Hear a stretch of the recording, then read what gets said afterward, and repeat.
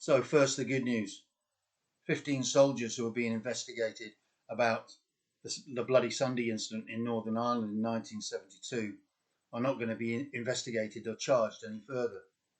This should come as no surprise to just about every veteran who ever served in Northern Ireland.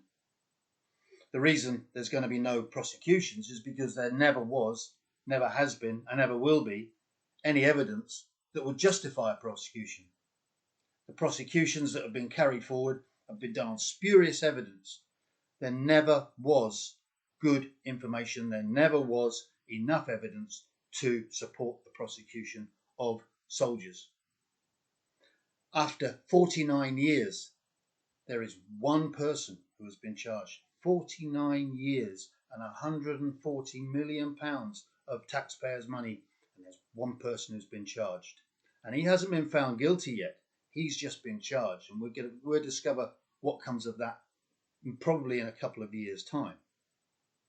These prosecutions have always been political. They've always been designed to put pressure on the British government on behalf of Sinn Féin IRA.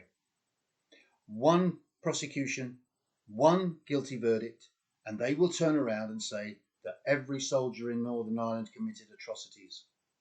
Let me tell you now, and I will tell you again in the future, that the atrocities were carried out by the IRA. On Bloody Sunday, the IRA opened fire from behind the crowd in order to bring the British soldiers to bear and make them open fire back. They knew it would cause innocent deaths, and they did it deliberately to gain a political advantage. That is what happened on Bloody Sunday. It wasn't just innocent protesters marching for civil rights. It was rioters. There were thousands of people. There were petrol bombs. There were bricks. There were gunshots.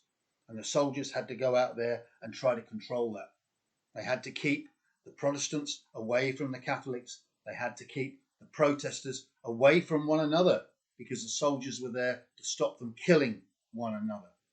And that's what we did in Northern Ireland. We protected the people of Northern Ireland on both sides of the divide.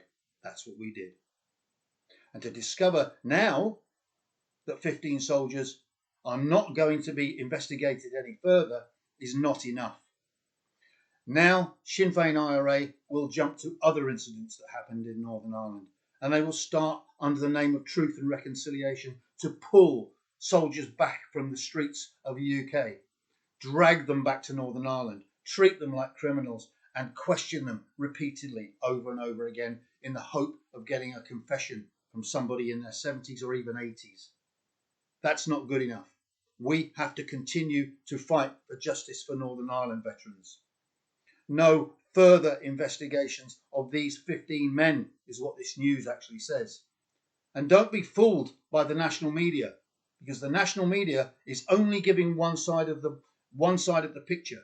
That's the only thing they're giving to the people at the moment. It's the only thing I've seen on the news today. One side of the picture. The poor people who were killed on Bloody Sunday. The families who are screaming out for justice for their loved ones.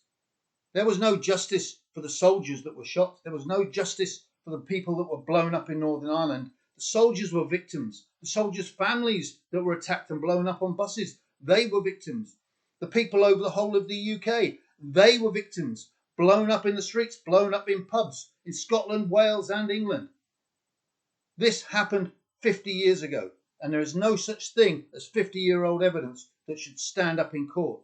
It's not good enough. Soldiers went there to protect the people, to do a good job on behalf of our government. It's good news that nobody else is going to be investigated for what happened in Northern Ireland on Bloody Sunday. But the other investigations, the other politically motivated investigations have got to stop too.